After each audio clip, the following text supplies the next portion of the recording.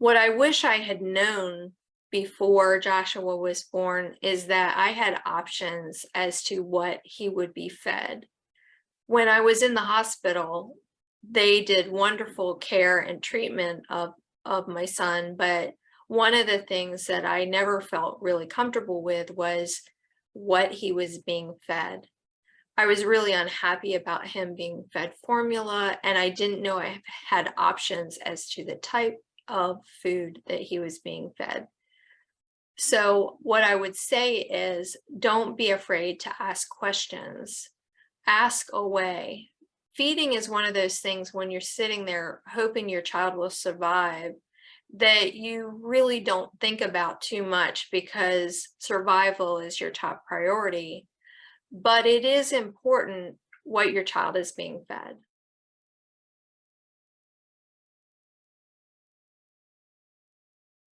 Is really understand the time commitment, any side effects. And I think I would push for what is the end goal here. Like if my end goal is to have my child eating normally eventually, how can we get there? Because those are things I didn't really ask. I think you're in such a daze when you're there that you're just kind of you're in survival mode. You're going along with what you're supposed to be doing, and that's your focus. And it's not really until you kind of get home and it's the reality of, okay, well, how is this sustainable long term, or how can we transition off long term?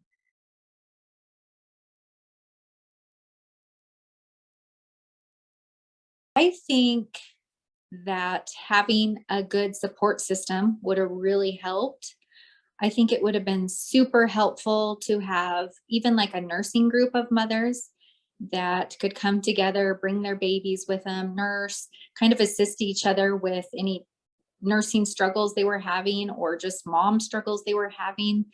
I think it would have been helpful to find somebody that was going through a similar defect to my son, like maybe a mentor or somebody I could talk to, just so that they could give me advice and pointers and kind of so I wouldn't have felt so alone and so scared.